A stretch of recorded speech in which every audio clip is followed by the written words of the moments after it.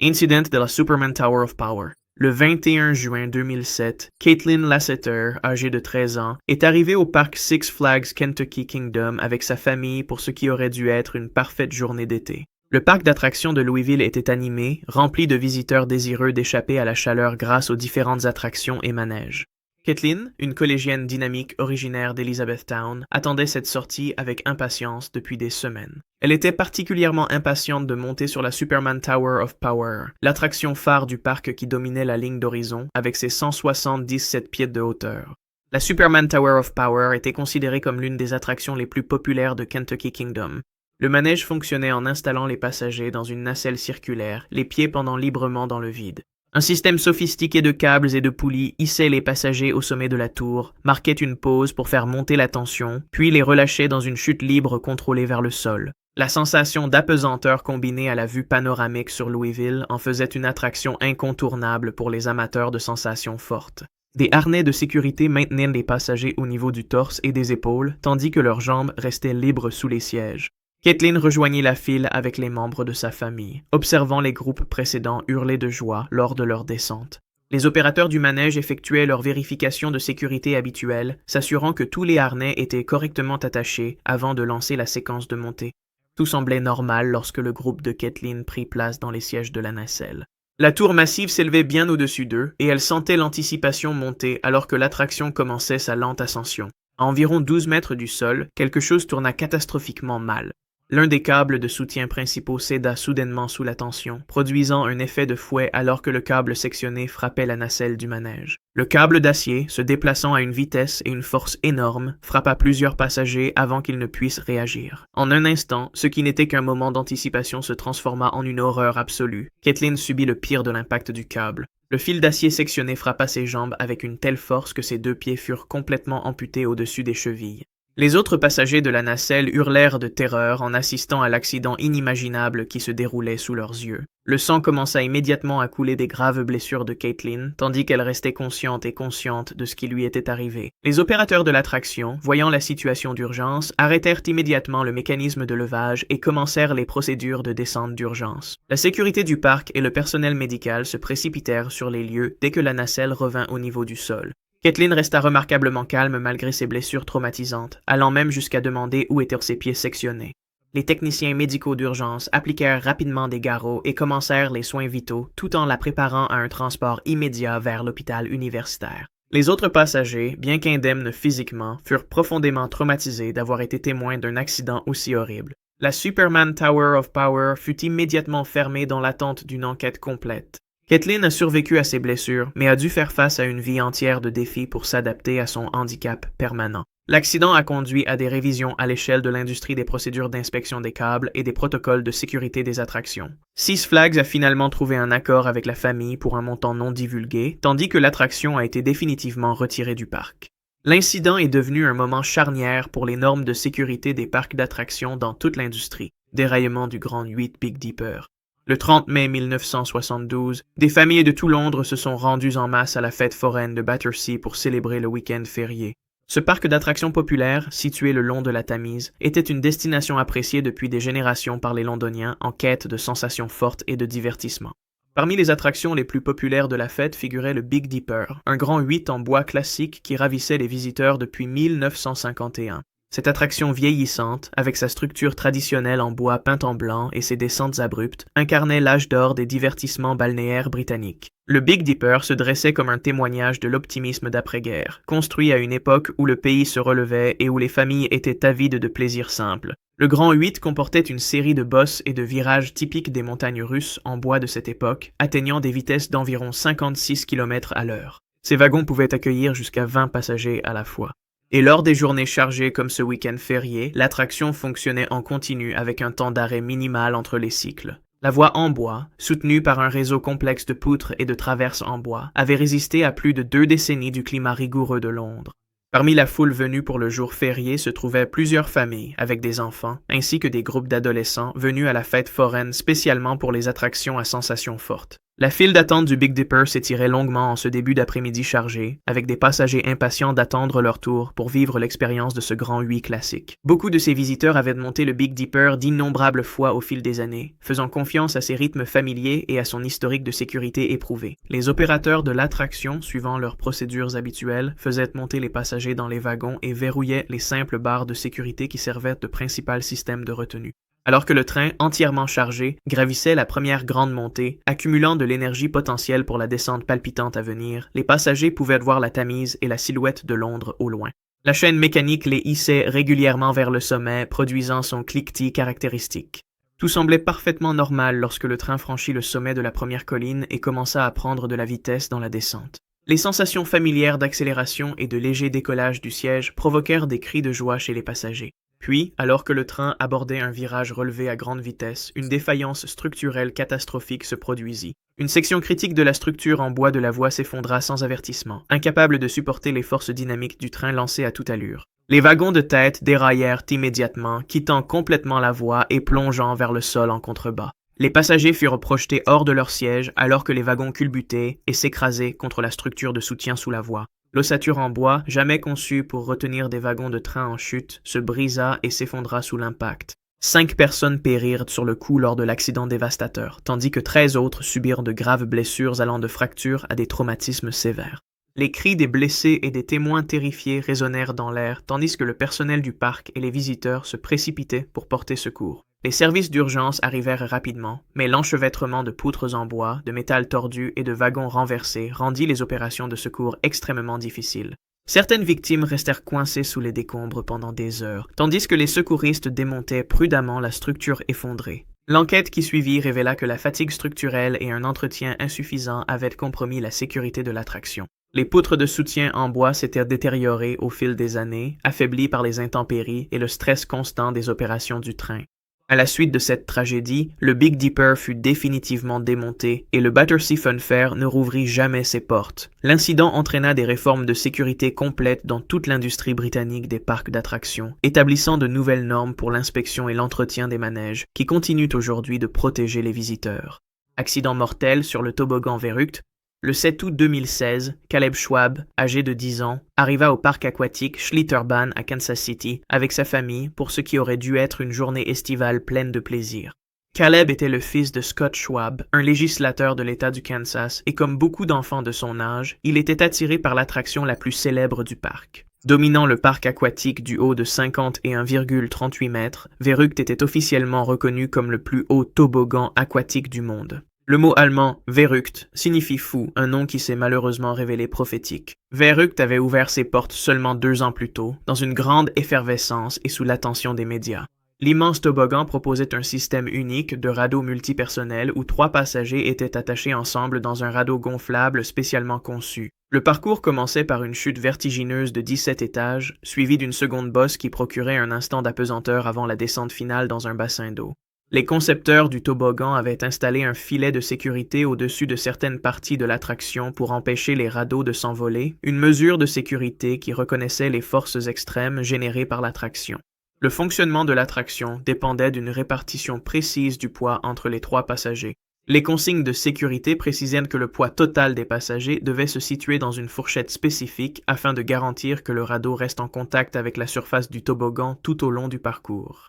Cependant, ces exigences de poids étaient souvent appliquées de manière laxiste lors des périodes de forte affluence, et le personnel du parc autorisait fréquemment des combinaisons de passagers qui ne respectaient pas les paramètres recommandés. Ce jour-là, le parc était bondé de familles venues profiter de la fraîcheur estivale offerte par les attractions aquatiques. Caleb était enthousiaste à l'idée de découvrir le toboggan détenteur du record du monde, bien qu'il soit plus petit que le passager type. Il a été placé avec 2 femmes adultes dans le radeau de 3 personnes, créant ainsi une répartition du poids nettement inférieure au minimum recommandé.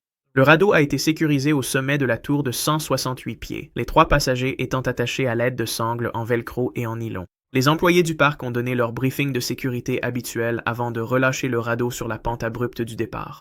Le radeau a accéléré rapidement dans la première descente vertigineuse, atteignant des vitesses proches de 110 km à l'heure en arrivant en bas avant de commencer à gravir la seconde bosse. En raison de la mauvaise répartition du poids, le radeau a conservé trop d'élan en franchissant le sommet de la deuxième bosse. Au lieu de suivre la surface du toboggan comme prévu, le radeau s'est complètement envolé sur plusieurs mètres.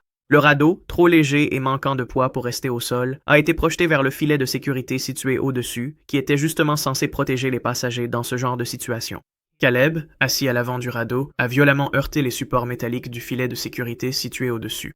L'impact a provoqué des blessures mortelles à la tête et au cou, tandis que les deux passagers adultes ont subi des blessures graves mais non mortelles lorsque le radeau est retombé brutalement sur la surface du toboggan. Le personnel du parc a immédiatement déclenché les procédures d'urgence, mais les blessures de Caleb étaient au-delà de toute intervention médicale possible. Les autres passagers ont été transportés d'urgence vers des hôpitaux à proximité pour y être soignés. Verruct a été immédiatement et définitivement fermé à la suite de l'accident. L'enquête qui a suivi a révélé un schéma de violation de la sécurité et de défaut de conception qui avait été ignoré depuis la construction de l'attraction.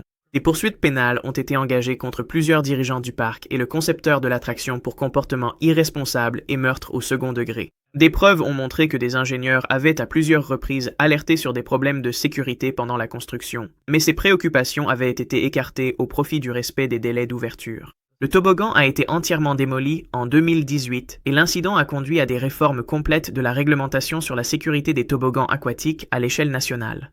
Incident de l'incendie du Haunted Castle.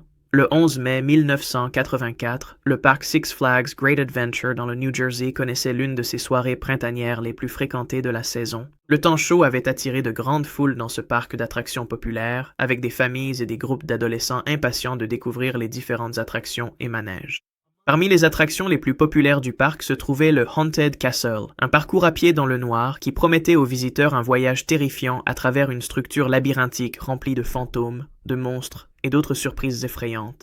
L'attraction était devenue une destination incontournable pour les amateurs de sensations fortes en quête d'une montée d'adrénaline différente. Le Haunted Castle était installé dans un grand bâtiment à thème de château, construit à l'origine comme une structure temporaire, mais qui était resté en service pendant plusieurs années. À l'intérieur, les visiteurs devaient se frayer un chemin à travers une série de couloirs étroits, de pièces sombres et de passages exigus, tandis que des acteurs costumés et des effets mécaniques leur réservèrent des frayeurs tout au long du parcours. L'intérieur du bâtiment était décoré de mousses de rembourrage, de tentures en tissu et de divers accessoires conçus pour créer une atmosphère authentiquement effrayante. Ces matériaux décoratifs, bien qu'efficaces pour instaurer l'ambiance recherchée, étaient hautement inflammables et n'avaient jamais été traités avec des produits ignifuges. 8 adolescents, dont un groupe d'amis venus de villes voisines, avaient décidé de vivre ensemble l'expérience du château hanté ce soir-là. Ils correspondèrent parfaitement à la cible de l'attraction. De jeunes gens en quête de sensations fortes et de liens sociaux créés par des expériences effrayantes partagées. Le groupe acheta ses billets et rejoignit la file d'attente devant l'entrée du château, plaisantant nerveusement sur ce qu'ils pourraient de bien rencontrer à l'intérieur. Aucun d'entre eux n'aurait pu imaginer que cette visite ordinaire d'une attraction populaire du parc d'attractions finirait en tragédie. La conception du bâtiment comportait plusieurs dangers inhérents pour la sécurité qui allaient s'avérer fatals. Le plan labyrinthique comprenait de nombreux culs-de-sac et des passages déroutants, conçus pour désorienter les visiteurs dans le cadre de l'expérience de divertissement. Cependant, cette même conception rendait l'évacuation d'urgence extrêmement difficile, car il y avait très peu de sorties et aucune visibilité claire vers la sécurité. Le bâtiment ne disposait ni de système de gicleurs, ni de détecteur de fumée, ni d'un éclairage de secours adéquat, équipement qui aurait été obligatoire dans des structures permanentes accueillant du public.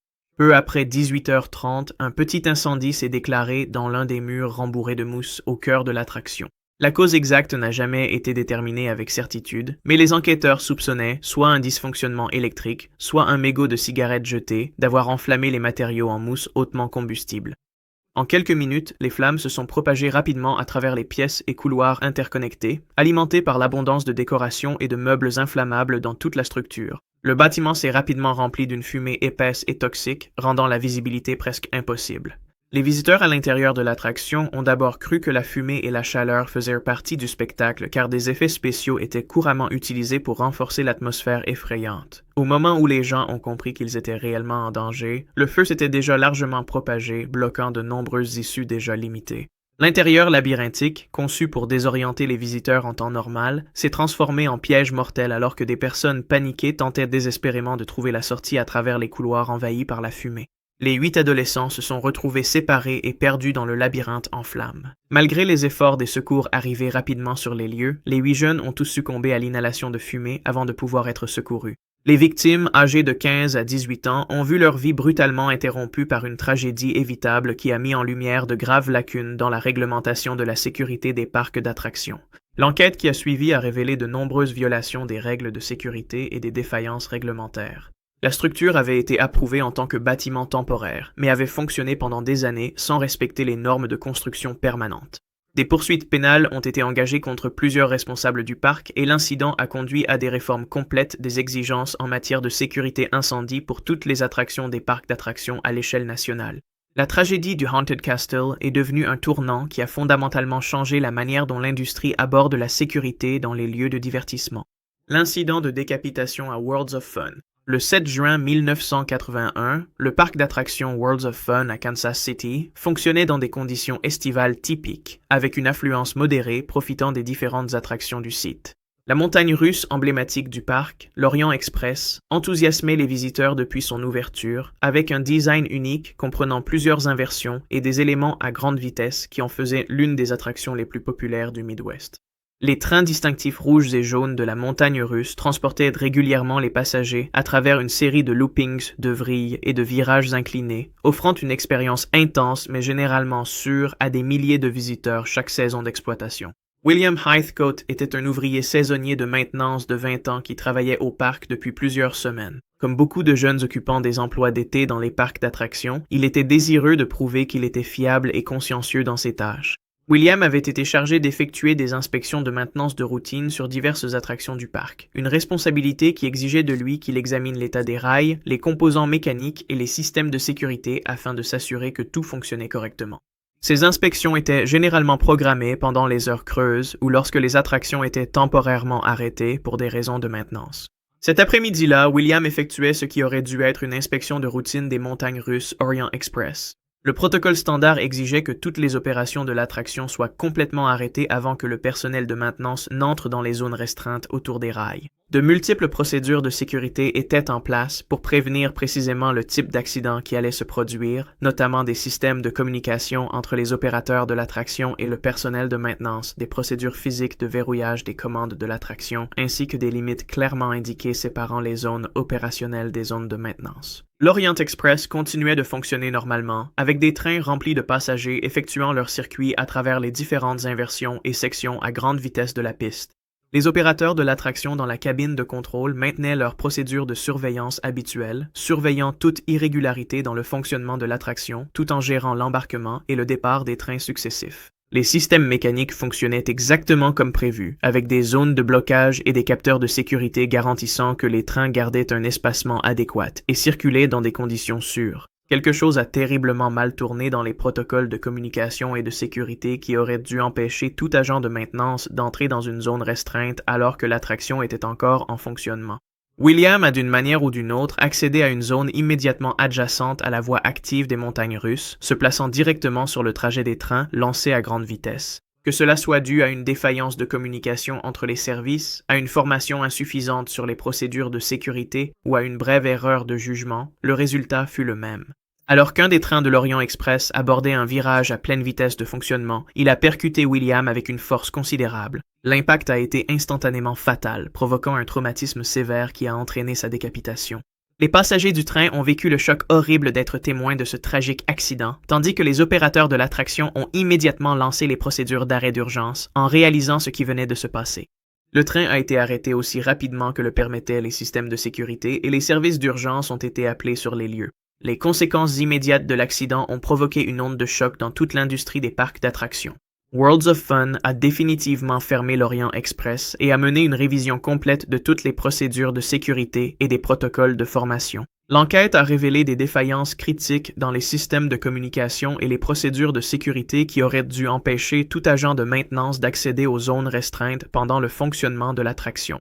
Des poursuites pénales ont été envisagées, bien que l'attention se soit finalement portée sur la mise en place de changements systémiques pour éviter que de telles tragédiés ne se reproduisent. L'incident a conduit à des réformes à l'échelle de l'industrie concernant les protocoles de sécurité en maintenance, incluant l'obligation de procédures de consignation étiquetage, l'amélioration des systèmes de communication entre les départements et le renforcement des exigences de formation pour tout le personnel travaillant à proximité d'attractions en fonctionnement. La mort de William Heathcote est devenue un catalyseur de changements fondamentaux dans la manière dont les parcs d'attractions abordent la sécurité des travailleurs, établissant des normes qui continuent de protéger le personnel de maintenance aujourd'hui.